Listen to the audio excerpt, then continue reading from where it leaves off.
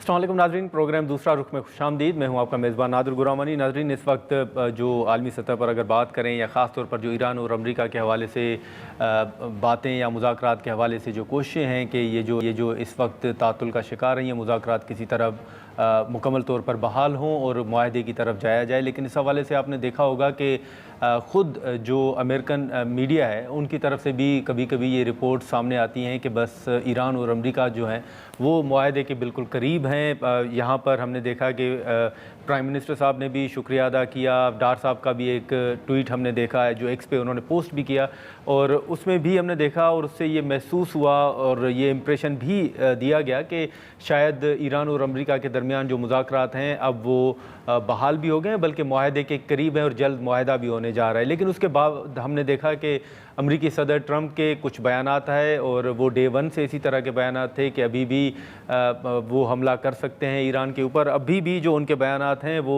उन्होंने ये कहा है कि ईरानी मुज़ाकरात में कोई जल्दी नहीं, और साथ में उन्होंने ये भी कहा है कि फ़ौजी कार्रवाई का ऑप्शन अभी भी मौजूद है। इसी तरह जो ईरान का स्टांस है वो भी अपने मौक़िफ़ पर कायम है और उन्होंने भी कहा है कि ठोस नताइज के बगैर अमरीका से कोई डील जो है वो नहीं होगी।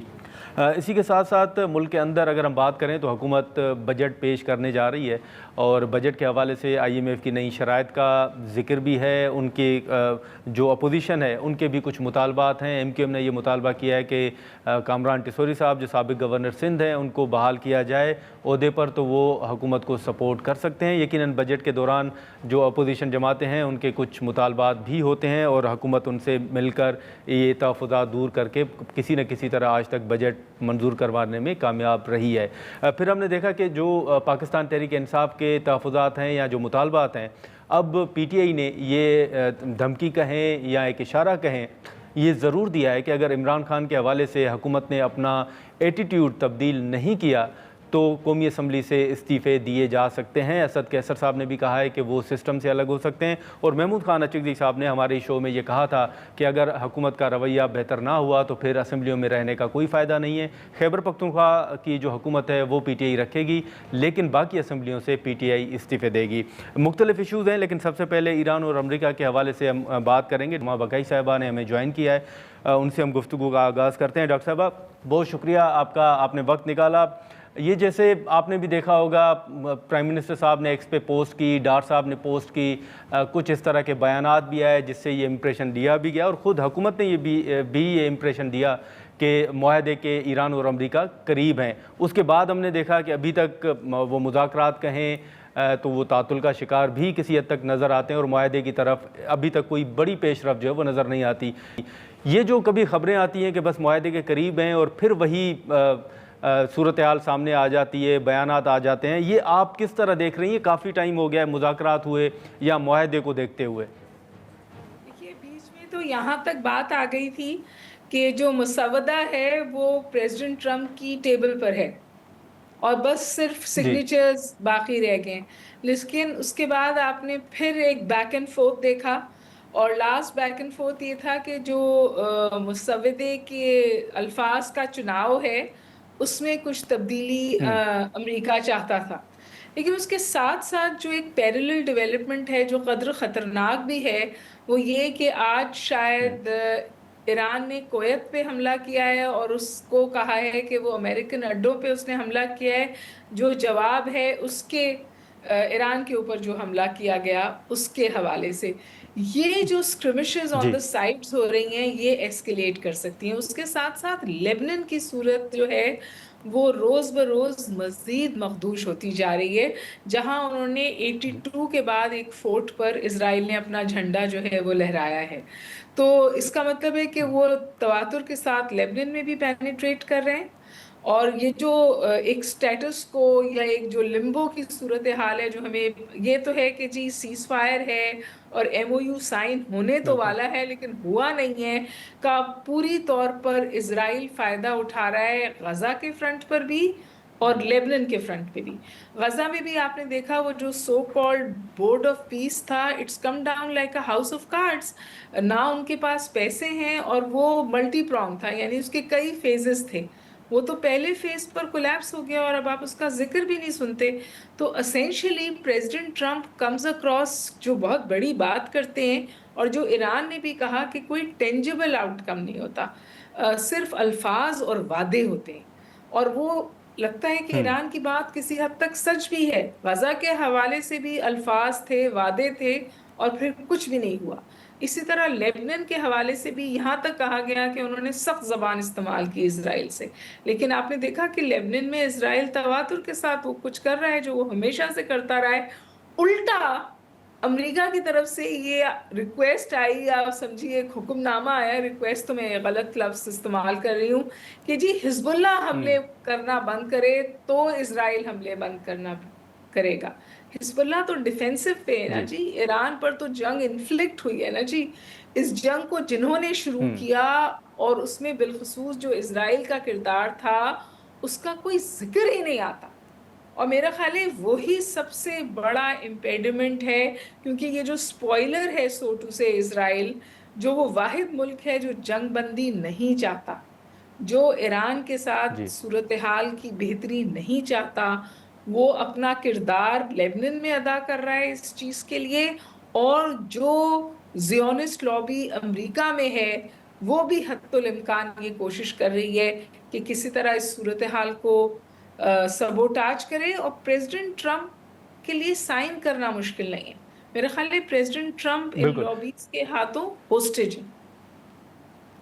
ٹھیک ہے، لیکن نما صاحبہ یہ جو پہلے بھی ہم یہ آپ بات کرتے رہے ہیں، یا مختلف پہلے بھی جو خبریں آتی رہی ہیں وہ یہی کہ ٹرمپ صاحب کو کوئی اتنی حمایت حاصل نہیں ہو سکی، بلکہ مخالفت وہ نیٹو ممالک ہوں یا امریکہ کے اندر سے بھی ہو. تو ابھی یہ جو ان کے بیانات ہیں کہ فوجی آپشن بھی موجود ہے، وہ حملہ بھی کریں گے، پہلے سے حملہ سخت ہوگا، تو ہم یہ کہہ سکتے ہیں کہ جتنی مخالفت کا سامنا ابھی ہے اس کے باوجود ٹرمپ صاحب کو اس کی فکر نہیں ہے، واقعی وہ حملہ کر سکتے ہیں، یا یہ ایک دباؤ بڑھانے کی کوشش ہے؟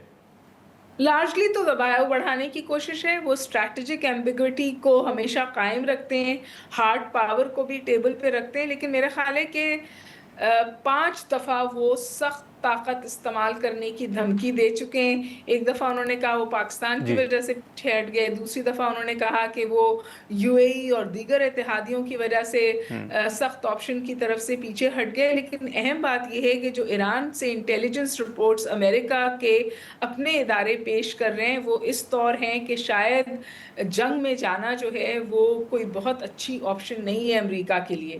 ایک تو ویدر، کیونکہ ظاہر ہے اس وقت گراؤنڈ فورسز اتارنا بڑی سوسائڈل حماقت ہوگی.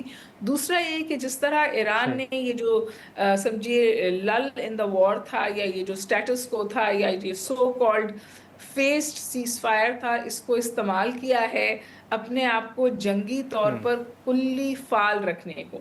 دیکھیے 2 چیزوں پہ اصولاً بات اٹکی ہوئی ہے. اٹ از وہ جو نیوکلیئر ڈسٹ ہے یا یورینیم ہے اور ہرمس ہے، دونوں پہ ایران نے فلیکسیبلٹی کا اظہار کیا ہے. لیکن ایران یہ کہتا ہے کہ آپ مجھے 60 دن کا وعدہ دیں کہ آپ میرے ساتھ دوبارہ وعدہ خلافی نہیں ہوگی، کیونکہ 2 دفعہ ہو چکی ہے.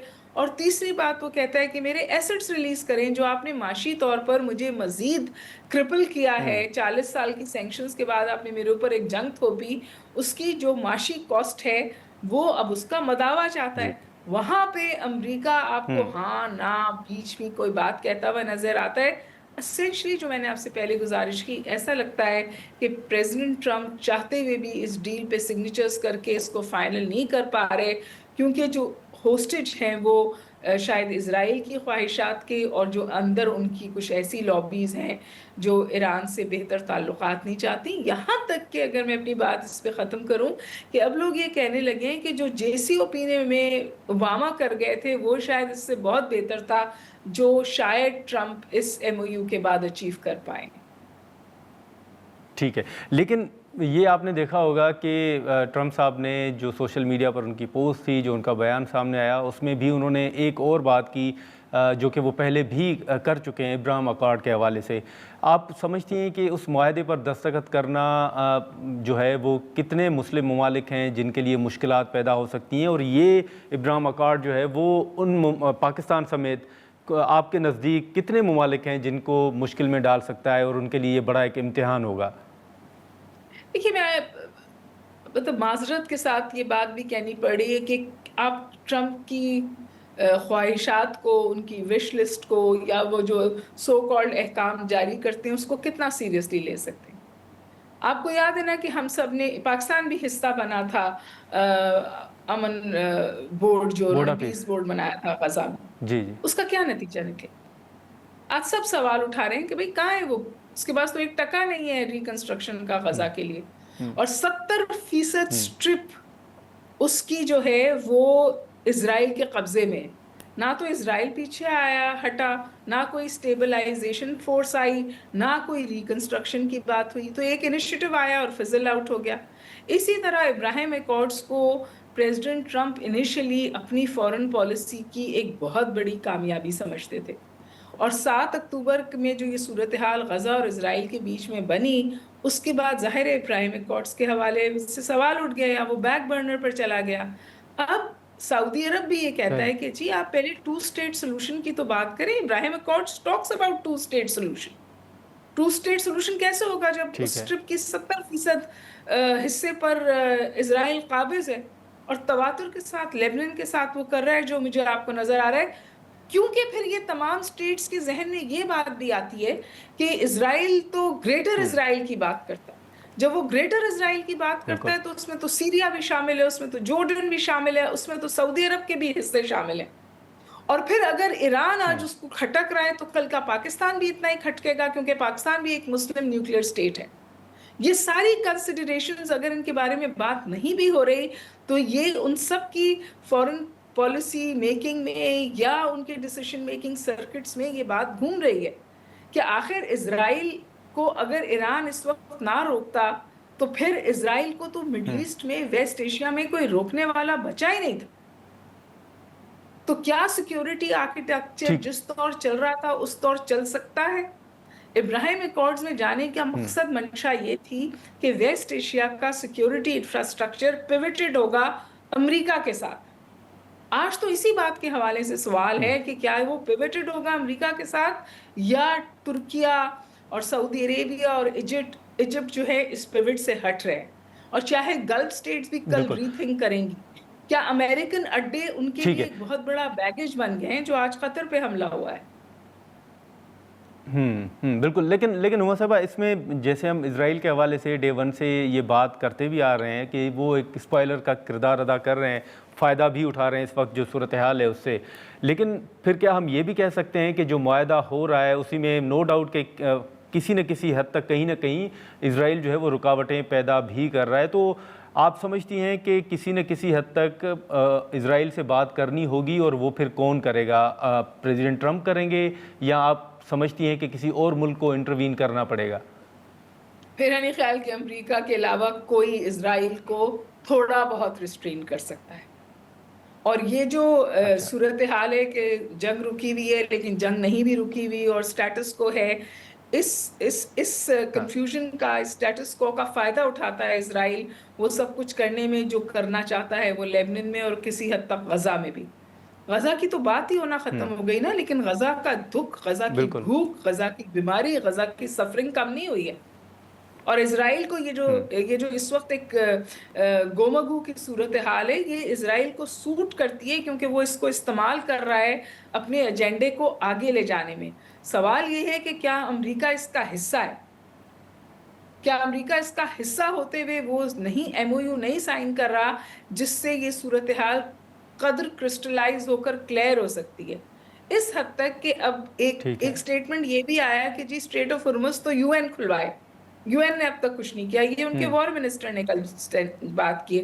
آل آف اے سڈن جب آپ نے اس پوری صورتحال میں, مڈل ایسٹرن کرائسس میں, یو این کو اگر میں یہ لفظ استعمال کر لوں غیر پارلیمانی ہے کہ منہ تک نہیں لگایا, اب آپ کو اپنی ضرورت کے لیے سلیکٹیولی یو این یاد آ گیا جب آپ ہرمز سے ایران کو ٹس سے مس نہیں کرا سکے.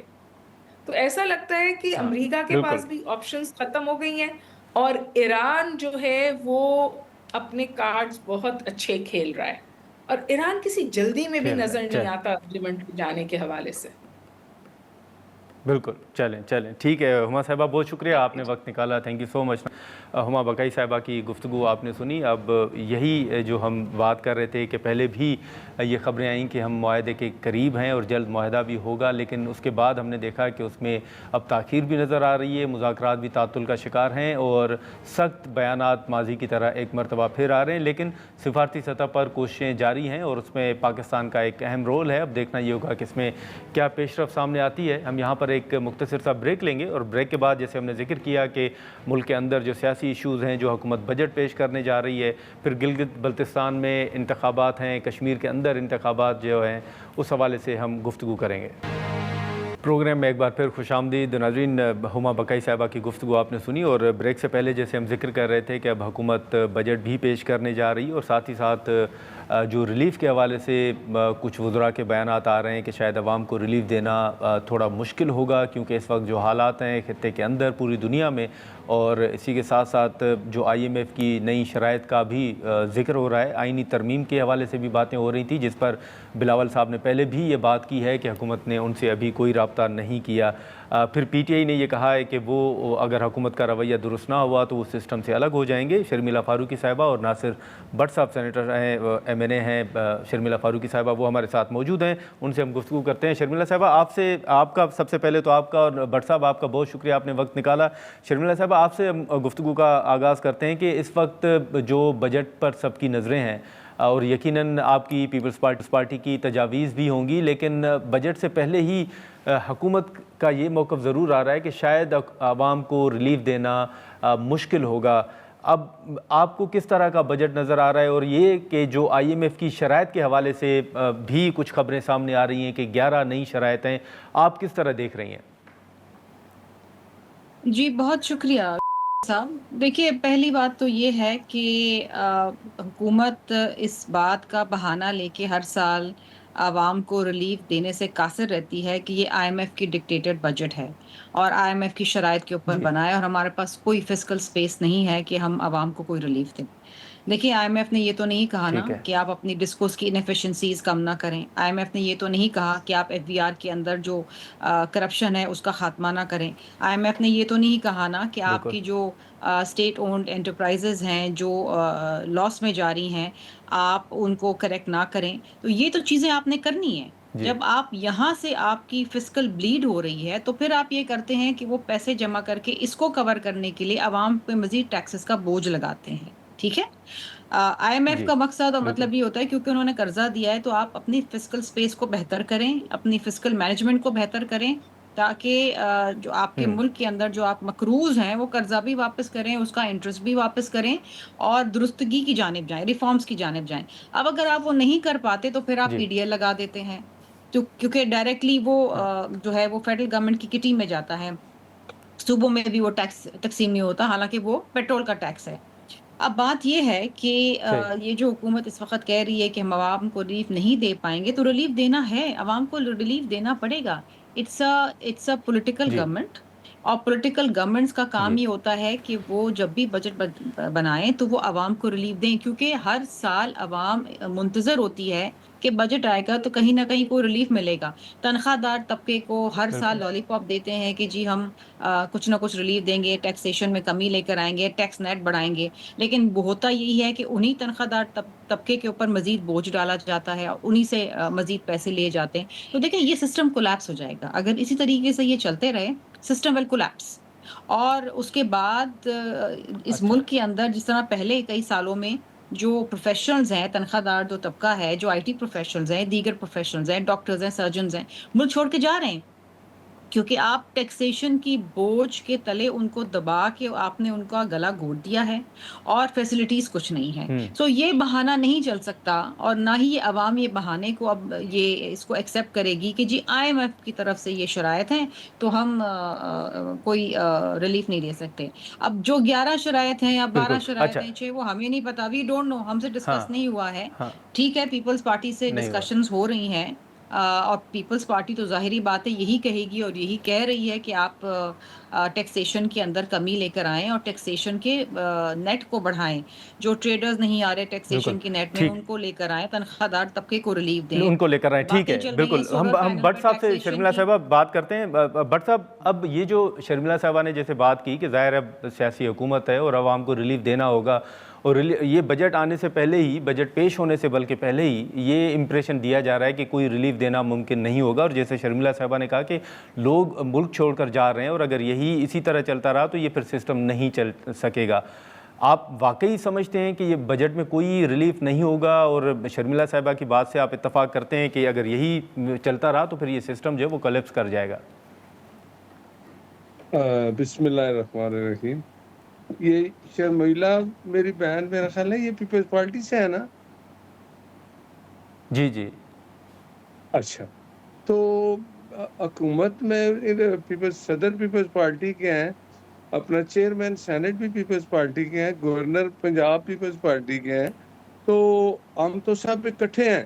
جیسے 26 جس طرح میری بہن فرما رہی ہیں 26 ترمیم میں جب ہم سٹک ہو گئے تھا تو آپ کو پتہ ہے آپ بلاول بھٹو صاحب نے بڑا اس میں کردار ادا کیا تھا, اور انہوں نے کہا تھا کہ جی میں مولانا صاحب کو بھی راضی کرتا ہوں, اپوزیشن کو بھی. تو ہم نے کہا ٹھیک ہے, ہم نے اکٹھے مل کے یہ سارا کچھ کیا 26. اب میرا خیال ہے جتنی جی باتیں پیپلز پارٹی کو پتہ ہے اتنی ہمیں بھی پتہ ہے کہ آئی ایم ایف کی کتنی سخت شرائط ہیں.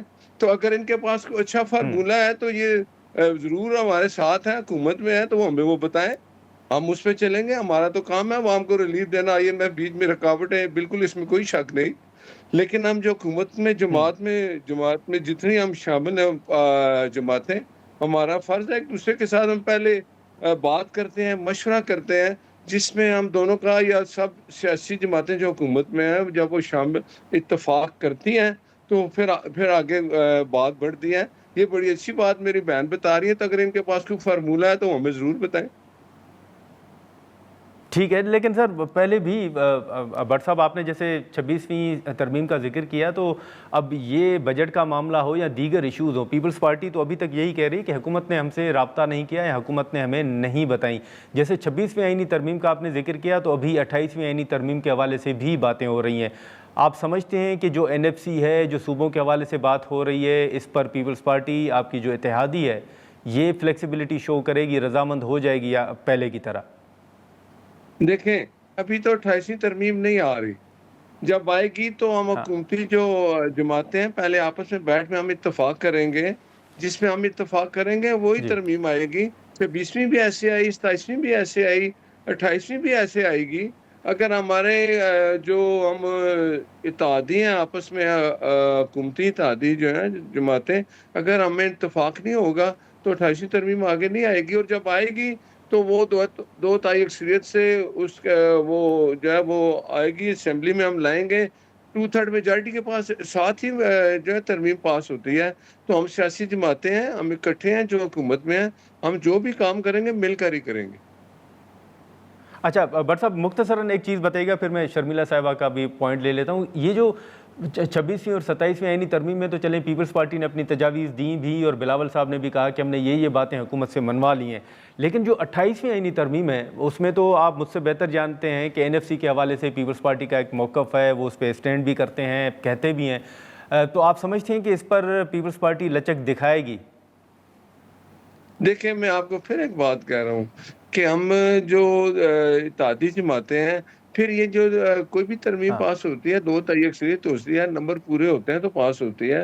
ہم جو جماعتیں ہیں اپنی حکومت میں, ہم نے سب مل کے پہلے آپس میں مشورہ کر رہا ہے, جس چیز پہ اتفاق ہوگا وہی جو ہے وہ ترمیم آگے آئے وہی ہے. گی. 28ویں ترمیم بھی اگر آئی تو ہم پیپلز پارٹی, مسلم لیگ نون, ایم کیو, ہم سب نے مل کے بیٹھ کے کوئی چیزوں پہ اتفاق ہو جاتا ہے, کسی پہ نہیں ہوتا. جیسے 26ویں میں کچھ چیزیں تھیں وہ 27ویں میں آ گئی, 27ویں ترمیم آئی تو 28ویں میں اس کو کہا کہ کر لیں گے. اگر 28ویں میں کچھ چیزیں رہیں گی تو وہ 29ویں ترمیم آ گئی. ترمیم جو ہے نا ایک پارلیمنٹ کا حق ہے, اس کو کوئی لے نہیں سکتا کہ آپ نے 28ویں لائیں, 29ویں لائیں, 30ویں لائیں, لیکن جو بھی آئے گی مل کے حکومت کے ساتھ جو اتحادی جماعتیں ان سے بالکل. مل کے بیٹھ کے کہ جس پہ اتفاق ہوگا وہی ہوگا. ناظرین یہاں پر ایک مختصر سا بریک لیتے ہیں, اور بریک کے بعد ہم گفتگو کو آگے بڑھاتے ہیں. پروگرام میں ایک بار پھر خوش آمدید. شرمیلا صاحبہ, بٹ صاحب کی بات بھی آپ نے سنی اور پہلے بھی حکومت نے یہی کہا ہے کہ شاید یہ جو بھی اس وقت بلز ہوں یا جو قانون سازی کے حوالے سے فیصلے ہوں یا ایون جو بجٹ آ رہا ہے اس حوالے سے پیپلز پارٹی کو اعتماد میں لیا جا رہا ہے. بلاول صاحب نے حال ہی میں کہا کہ 28ویں آئینی ترمیم کی باتیں تو ہو رہی ہیں لیکن حکومت نے ان سے رابطہ نہیں کیا. آپ اب کیونکہ رکن قومی اسمبلی ہیں, آبویسلی حکومت کے جو لوگ ہیں ایم این ایز ہیں ان سے آپ کی ملاقاتیں بھی ہوتی ہیں, ایوان کے اندر بھی لابیز میں. یہ کچھ وزراء تو یہ کہہ رہے ہیں کہ 28ویں آئینی ترمیم آ رہی ہے اور بہت جلد آئے گی, کچھ لوگ یہ کہہ رہے ہیں کہ نہیں ابھی اس پر گفتگو کا آغاز نہیں ہوا. پارلیمنٹ کے اندر آپ نے کیا محسوس کیا ہے, حکومت کا ارادہ آپ کو کیا نظر آ رہا ہے؟ دیکھیے 28ویں آئینی ترمیم تو شاید آئے گی, کب آئے گی اور اس میں کیا ہوگا وہ ہمیں نہیں معلوم. پیپلز پارٹی سے ابھی تک کسی نے کوئی رابطہ نہیں کیا, نہ ہم نے اس کا کوئی مسودہ دیکھا ہے. میں کل بھی کہیں طارق فضل چودھری صاحب کو سن رہی تھی, انہوں نے کہا کہ 28ویں ترمیم آئے گی, جو چیزیں 27ویں ترمیم میں رہ گئیں وہ 28ویں میں ہم نے لانے ہیں. تو یہ تو میرا خیال ہے کہ حکومت کی طرف سے طے ہے کہ وہ آنی ہے. کب آنی ہے, اس میں کیا ہونا ہے, وہ پیپلز پارٹی سے ابھی تک شیئر نہیں ہوا, تو اس کے اوپر میں کوئی تبصرہ نہیں کر سکتی. لیکن دوسری چیز, ابھی بٹ صاحب ہیں, میرے سینئر ہیں, میرے بڑے ہیں, میرے بزرگ ہیں. میں یہ ضرور جانتی ہوں کہ اس وقت جو بجٹ بنا رہے ہیں وہ پی ایم ایل این کے وزیر خزانہ صاحب بنا رہے ہیں, اور بجٹ بنانے کا کام, اور انہوں نے اس دفعہ یہ کیا ہے کہ ایف بی آر سے یہ اختیارات لے کے ایک الگ سے ٹیکس پالیسی آفس بنایا ہے جو بجٹ بنائے گا. جو ایف بی آر ہے وہ بجٹ نہیں بنا رہا. ایف بی آر کو اب صرف رکھ دیا ہے کہ آپ نے ٹیکس کی وصولی کرنی ہے, جس کے اندر وہ مسلسل کئی سالوں سے فیل ہو رہے ہیں اور اس سال بھی فیل ہو گئے ہیں. اب وہ ٹیکس پالیسی آفس کیا بجٹ بناتا ہے, کیا کرتا ہے, وہ بالکل اینڈ میں آ کے پیپلز پارٹی سے ابھی 1-2 دن پہلے جو ہے وہ شیئر کیا گیا ہے. اب پیپلز پارٹی اس کے اوپر اپنی جو ان پٹ ہے وہ دی گئی. اب اس کو کس حد تک وہ ایکسیپٹ کرتے ہیں نہیں کرتے, ہم تو کوشش کریں گے. ہم نے پچھلے سال بھی کوشش کی اور اس سے پچھلے سال بھی کوشش کی, اور ہم نے یہی کوشش کی کہ عوام کو کہیں نہ کہیں جہاں پر زیادتی ہو رہی تھی وہاں پر ہم عوام کو ریلیف دینے کی کوشش کریں. ہم کمیٹیز میں بھی کوشش کرتے ہیں, لیکن بات یہ ہے کہ آئی ایم ایف سے نیگوشیٹ کرنا یہ ان کا کام ہے, یہ پیپلز پارٹی کا کام نہیں ہے. ہم تو اس پوزیشن میں نہیں ہے, نہ ہم کابینہ کا حصہ ہیں. کس حد تک پی ایم ایل این کی جو ٹیم ہے فائنانس کی وہ نیگوشیٹ کرتی ہے یا نہیں کرتی, وہ تو اب دیکھنے کی بات ہے. کیونکہ میں نے آپ کو کہا نا کہ یہ کہہ دینا کہ ہر چیز آئی ایم ایف کی شرائط کے اوپر, تو آئی ایم ایف نے تو کہا ہے کہ آپ ریفارمز لے کر آئیں, آپ اسٹرکچرل ریفارمز لے کر آئیں. ہم پہلے دن سے یہ باتیں سن رہے ہیں وزیر خزانہ سے, لیکن وہ اسٹرکچرل ریفارمز ہمیں نظر نہیں آئے, ماں سوائے اس کے کہ آپ نے پی آئی اے جو ہے وہ پرائیویٹائز کر دیا. باقی تو آپ کے ڈسکو سارے پڑے ہوئے ہیں, آپ کے بینکس پڑے ہوئے ہیں جو آپ نے پرائیویٹائز کرنے تھے, اس میں آپ ان کو ان کی نشکاری کرنے میں ناکام رہے ہیں. آپ اپنے سرکولر ڈیٹ 5.1 ٹریلین کھرب روپے 500 بلین روپیز کا سرکولر ڈیٹ ہے صرف انرجی سیکٹر کے اندر, اور یہ بڑھتا چلا جا رہا ہے. اس کو آپ کم کرنے میں ناکام, آپ کے گردشی قرضے آپ کے سر پہ آ گئے.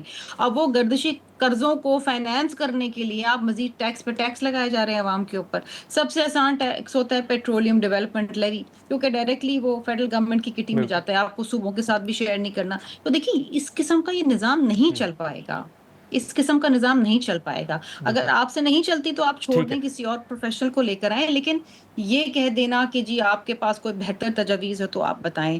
آپ تو باہر سے اتنے بڑے پروفیشنل ایچ بی ایل سے اٹھا کے وزیر خزانہ کو لے کر آئیں, تو ان کی کیا کارکردگی ہے؟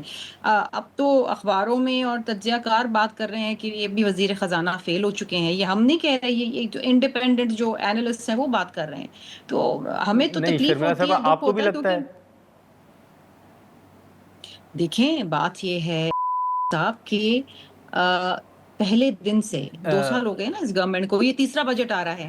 اس کے اندر یہ آپ دیکھیں کہ ہم مسلسل 2 سال سے یہی سن رہے ہیں, جو وزیر خزانہ on the floor of the parliament یہ بات کرتے ہیں ہم اسٹرکچرل ریفارمز لے کر آئیں گے. ویئر آر تو اسٹرکچرل ریفارمز؟ جب تک آپ رائٹ سائزنگ نہیں کریں گے, اداروں کے اندر درستگی نہیں کریں گے, ان کے لاسز کو کم نہیں کریں گے, کلب نہیں کریں گے, آپ کتنے ہی ٹیکس کلیکٹ کر لیں, کتنے ہی پیسے لے لیں لوگوں سے, وہ تو آپ صرف اپنا خسارے کو ختم کرتے کرتے ختم ہو جائیں گے نا. کیسے کریں گے آپ کو اپنے لاسز کم کرنے ہیں. You have to curb those leakages. F B R has failed to achieve its target. اس سال سن رہا ہے کہ اور زیادہ 14 سے زیادہ ٹریلین کا اپنے ٹیکس ٹارگیٹ دیا ہے. بات یہ ہے کہ جب مسلسل 2 سالوں سے جو آپ ٹیکس ٹارگیٹ دیتے ہیں IRBR کو وہ نہیں اچیو کر پا رہا تو کوئی ریئلسٹک ٹیکس ٹارگیٹ دینا ان کو. گڈ ٹھیک ہے ٹھیک ہے. لیکن بٹ صاحب اب یہ جو چیزیں ہیں وزیر خزانہ صاحب کے حوالے سے بالکل وزیر خزانہ صاحب کے حوالے سے جو باتیں ہو رہی ہیں پھر بیچ میں یہ بھی خبریں آئیں کہ شاید بجٹ کو ریویو جو ہیں وہ ڈار صاحب بھی کریں گے, وہ بھی دیکھیں گے. آپ سمجھتے ہیں کہ بجٹ جو ہے وہ اس میں اہم رول جو ہے وہ ڈار صاحب کا بھی ہوگا؟ دیکھیں بات یہ ہے کہ ایک چیز ہمیں بالکل ماننی چاہیے کہ حکومت میں ہم جتنی سیاسی جماعتیں ہیں جنہوں نے مل کے ہم نے حکومت بنائی, ملک ڈیفالٹ کی طرف چلا گیا تھا, ہم نے مل کے, میں سب سیاسی جماعتیں جو حکومت میں ہیں وہ انہوں نے ظاہر پہلے ملک ہوتا ہے بعد میں اپنا جماعت کا بیانیہ ہوتا ہے, ہم نے وہ سب نے چھوڑ کے ایک ہو کے یہی کیا کہ ملک کو ڈیفالٹ سے بچا لیا. ہم اس کو ایک کہتے ہیں نا کہ سیدھی راستے پہ وہ جو کچھ کر کے چلے گئے تھے PTI والے, اس سے ہم نے بڑی مشکل سے ملک کو بچایا ڈیفالٹ سے. اب ہم انشاءاللہ راستہ ٹھیک اپنائے ہوئے ہیں. ہم کیا کہتے ہیں کہ جو ہمارے خارجی تعلقات آپ دیکھیں وہ کیسے تھے اب کیسے ہیں, بہتر ہو رہا ہے. اور میں ایک بات کہوں, وہ میری بہن سن رہی ہے اگر چلی نہیں گئی تو یہ بات آپ ہمیشہ یاد رکھیں کہ ہم نے کوئی بھی کام کرنا ہے, حکومت نے جو کوئی کام کرنا ہوتا ہے وہ اتحادی جماعتوں سے مل کے بیٹھ کے کرنا ہوتا ہے. ہم جب کسی چیز پہ پہنچتے ہیں, اگر کوئی بل اسمبلی میں بھی لاتے ہیں, پہلے اتحادی جماعتوں سے مل کے اتفاق ہوتا ہے, اس کے بعد بات آگے چلتی ہے. اور ہمیشہ یہی ہو رہا ہے, آئندہ بھی یہی ہوگا. ریلیف دینا ہماری سب سے بڑی پرائرٹی یہی ہے کہ عوام کو ریلیف دیا جائے. لیکن IMF کے چنگل میں جیسے ہم پھنسے ہوئے ہیں تو اس سے بھی ہمیں نیگوشیشن کر کے کئی چیزیں ہم ٹھیک کر لیتے ہیں, کئی کر لیں گے. لیکن خدا رہا یہ چیز کریں کہ ہم حکومت میں بیٹھے لوگوں کی رسپانسبلٹی ہے جتنی جماعتیں ہیں کہ ہم مل کے ریزالو کریں چیزوں کو, اور ایک دوسرے کے کہیں جی کہ نہیں ان کا قصور ہے. میں کہتا ہوں ہم سب اس کے رسپانسبل ہیں. اگر ڈیلیور کریں گے تو یہ سب سیاسی جماعتیں جو حکومت میں شامل ہیں یہ انہی کو کریڈٹ جائے گا. اگر ہم ڈیلیور نہیں کریں گے, کوشش کر رہے ہیں, یہ بھی ایک بڑی بات ہے. لیکن مجھے امید ہے کہ ہم انشاءاللہ آنے والے وقت میں بہتری کریں گے اور جتنی کوشش ہو سکے گی. نہیں لیکن بٹ صاحب یہ جو وزیر خزانہ صاحب کے حوالے سے باتیں ہو رہی ہیں, سر آپ کیا دیکھ رہے ہیں؟ بٹ صاحب آپ سمجھتے ہیں کہ وزیر خزانہ صاحب ابھی تک کامیاب رہے ہیں؟ نہیں, وزیر خزانہ دیکھیں کہ انہوں نے کافی کوششیں کی ہیں, وہ کامیاب بھی ہوتے ہیں. لیکن وہ جو بھی فیصلہ کرتے ہیں وہ اس کے بعد جب وہ کوئی فیصلہ کیا جاتا ہے صاحب یا صدر پاکستان حکومت میں مل کے جماعت ان کے مشورے سے ایسا کام نہیں ہوتا. خود ہم آپ کو اسی لیے دی اس چیز میں سٹک ہو جاتے تو پھر سیاسی جماعت مل کے جو بہتر سمجھتے ہیں رائے دے عمل بھی کرتے ہیں. اس لیے میں نے 26ویں ترمیم کی تھی, ابھی 28ویں نہیں آ رہی, مجھے نہیں ابھی پتہ آ رہی ہے. جب آئے گی آپ کو برملا کہہ رہا ہوں, سب سے پہلے ہم نے اتحادی جماعتوں کے وہ جو 28ویں ترمیم آئے گی اس پہ آپس میں مشورہ کرنا ہے جس پہ ہم سب کا اتفاق ہوگا, تو اسی صورت میں 28ویں ترمیم آئے گی. ناظرین یہاں پر ایک مختصر سا بریک لیتے ہیں اور بریک کے بعد ہم گفتگو کو آگے بڑھاتے ہیں. پروگرام میں ایک بار پھر خوش آمدید. سر ابھی بیانات تو چلے موجود ہیں نا, آپ حکومت کے واضح طور پر بیانات موجود ہیں. ایک تو طارق فضل چودھری صاحب کا جیسے شرمیلا صاحبہ نے ذکر کیا, بیرسٹر عقیل ملک صاحب نے ہمارے شو میں کہا کہ 28ویں آئینی ترمیم آ رہی ہے, پرائم منسٹر صاحب نے کہہ دیا ہے. اور دوسرا پھر آپ لوگوں کے بیانات بھی ہیں NFC کے حوالے سے, صوبوں کے حوالے سے, بیچ میں کراچی کے حوالے سے کچھ بیانات بھی آئے. پھر سب سے ایک ایشو یہ بھی تھا کہ جو BISP ہے بے نظیر انکم سپورٹ پروگرام, اس حوالے سے بھی تو حکومت کے اندر ایک رائے پائی جاتی ہے کہ یہ صوبائی سبجیکٹ ہے, یہ صوبوں کے پاس ہونا چاہیے, اس کو ختم کرنا چاہیے. نہیں, میرا نہیں خیال کہ ختم کر رہی ہے. دیکھیں باتیں چلتی ہیں, اگر کوئی ڈاکٹر طارق فضل صاحب نے بات کہہ دی تو وہ کوئی آخری الفاظ نہیں ہوگے. وزیر خزانہ جو ہے نا وہ جس طرح بات کر رہے ہیں سب کچھ اس پہ صبح شام کام ہو رہا ہے, تو جب وہ کام ہو جائے گا جو چیزیں اس میں نکلیں گی وہ PM صاحب کے سامنے آئیں گی, وہ پھر اتحادی جماعتوں کے سامنے رکھی جائیں گی. اس کے بعد یہ سارا کچھ ہوتا ہے, یہی طریقہ ہے اور ایسے ہی ہوگا. اگر کوئی یہ سمجھے جی کہ یہ بالکل ہم نے 26ویں ترمیم لائی تو مسلم لیگ قانون علیحدہ لے کے آئی, ایسا کبھی نہیں ہوا. نہ 27ویں پہ ایسا ہوا ہے, نہ 28ویں پہ ایسا ہوگا. اور جب بھی کوئی چیز دیکھیں نا, ابھی 22 روپے پیٹرول سستا بھی کیا اور سستا ہوگا. ملک کے حالات آپ کے سامنے ہیں, تو بہتر یہی ہے کہ مشکل حالات میں ہم سب مل کے اکٹھے، جو حکومتی جماعت میں لوگ ہیں اور جو اپوزیشن ہے وہ بھی اللہ کرے اپوزیشن کا کردار ادا کریں، تو معاملات ٹھیک ہوں گے. ٹھیک ہے، کوشش کرنی چاہیے، کوششیں ہوتی ہیں تو کامیابی ہوتی ٹھیک ہے. ہے. شرمیلا صاحبہ، آخری سوال ہوگا، یہ بتائیے گا کہ یہ تو بسپ کے حوالے سے یا اوورآل، جیسے میں نے کہا کہ حکومت کے بیانات تو موجود ہیں کہ وہ 28ویں آئینی ترمیم کے حوالے سے کیا ارادہ رکھتے ہیں. ترمیم سے ہٹ کے اگر ہم بات کریں تو بسپ کے حوالے سے تو حکومت کے کچھ سوالات ہیں جو وہ وقتاً بوقتاً اٹھاتے بھی رہتے ہیں. دیکھیے، مسئلہ پتہ کیا ہے گرمانی صاحب کہ شروع دن ہاں، سے پی ایم ایل این کی جو حکومت ہے ان کو اعتراض ہے بے نظیر انکم سپورٹ پروگرام. وہ یہ کہتے ہیں کہ جی صوبے اس کو سنبھالیں، ہم اس کے پیسے نہیں دیں گے. بات یہ ہے کہ جس ملک میں 50% سے زیادہ لوگ غربت کی سطح سے نیچے ہوں، اس ملک میں سوشل سیفٹی پروگرامز ہونے چاہیے. ٹھیک ہے، یہ دنیا بھر میں ہوتا ہے کہ اسٹیٹ سپورٹ دیتی ہے.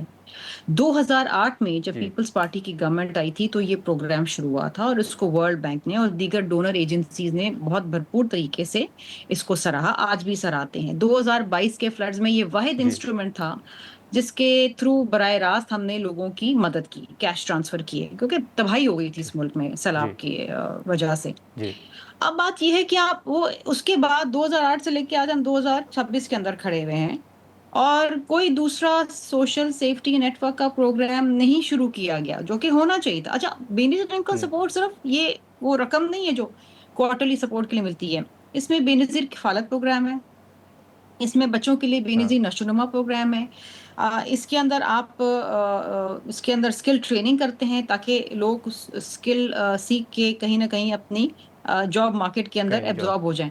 اگر آپ وہی بالکل، پروگرام ختم بالکل، کر دیں گے تو آپ تو اس ملک سے وہ بھی سپورٹ لے رہے ہیں ان غریب لوگوں سے جو ان کے پاس چھوٹی موٹی سپورٹ ہے جو اس کے ذریعے ملتی ہے، جو ایک ہوپ ہے کہ ہر 3 مہینے بعد کوئی 25-26 ہزار روپے گھر کو مل جاتے ہیں. اس سے سپورٹ نا، ایک سپورٹ دے رہے ہیں. اتنی غربت ہے، جی، اور سیلاب اور صحیح، بارشیں اور طوفانوں کی وجہ سے مزید لوگ غربت کی سطح سے نیچے آ رہے ہیں. پیٹرول کی پرائسز آپ دیکھیں، نیچے ہے، لوگ نہیں افورڈ کر پا رہے. ہاں، بجلی کی ٹھیک ہے. نرخیں آپ دیکھیں، کہاں سے لوگوں کو سپورٹ دینے کے بجائے آپ لوگوں سے سپورٹ چھین رہے ہیں. یہ تو بہت ہی غیر مناسب اور بہت ہی، میں سمجھتی ہوں ٹھیک ہے، پتھر ٹھیک کا ہے. دل اچھا، ہو کہ اگر یہ اس قسم کی بات کریں.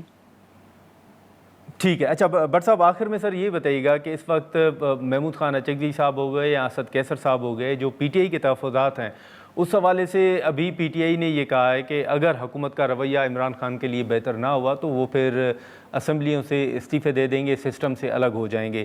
یہ آپ کو لگتا ہے کہ یہ ایک سیاسی بیان ہے یا اس طرح ماضی کی طرح پی ٹی آئی یہ کر سکتی ہے؟ اور اگر ممکنہ طور پر اگر یہ ہوتا ہے تو حکومت کے اوپر کس حد تک آپ دباؤ سمجھتے ہیں کہ ہوگا؟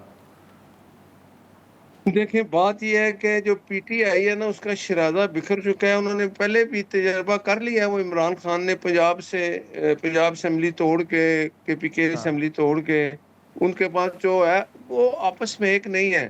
ہمارے پی ایم صاحب نے جو ایک ٹیم بنائی تھی نا، ایک کمیٹی، وہ ابھی تک قائم ہے، لیکن یہ لوگ آپس میں ایک نہیں ہے. ان کا یہ جو رویہ اسی طرح چلتا ہے. میرا خیال ہے پی ٹی آئی اس جگہ پر پہنچ چکی ہے کہ جیسے وہ، میں بار بار کہتا ہوں کہ کاف لیگ کو کھڑا کیا گیا تھا 10 سال، جب مشرف اترا تو فارغ ہو گئی تھی، ختم ہو گئی تھی.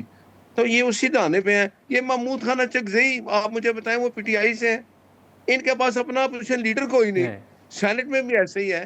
تو ان کی گیدڑ ببکیاں ہم آ رہے ہیں، عید کے بعد ہم 1 لاکھ بندہ لے کے آئیں گے، رہائی فورس بنائیں گے. یہ ان کی باتیں چلتی رہتی ہیں. اپنا رویہ ٹھیک کریں، اپوزیشن میں بیٹھیں. اچھا بھلا اپوزیشن کا کردار ادا کر سکتے ہیں، لیکن نہیں کر رہے. تو وہ چاہتے ہی نہیں، میرا خیال ہے، کہ عمران خان باہر آئے. اگر ان کے سارے وہ وکیل ہیں، بیرسٹر ہیں سارے، ان کو پتہ ہے نا کہ عمران خان نے باہر آنا ہے، تو عدالت نے اس کو سزا دی ہے. عدالت ہی اس کو باہر لائے گی. اگر عدالت اس کو ٹھیک کل ہے، باہر لے آتی ہے، حکومت کا کوئی اعتراض نہیں. ٹھیک ہے. چلیں ٹھیک ہے. بٹ صاحب، آپ کا، شرمیلا صاحبہ، آپ کا بہت آپ نے وقت نکالا. ناظرین، گفتگو آپ نے سنی بجٹ کے حوالے سے، اور جو باقی سیاسی ایشوز تھے، جو پیپلز پارٹی کے تحفظات ہیں یا حکومت جو ترمیم ہو گئی یا بجٹ کے حوالے سے کیا ارادہ رکھتی ہے، اس حوالے سے ہم نے گفتگو کی. آج کے پروگرام میں اتنا ہی. اجازت دیجیے. اللہ حافظ.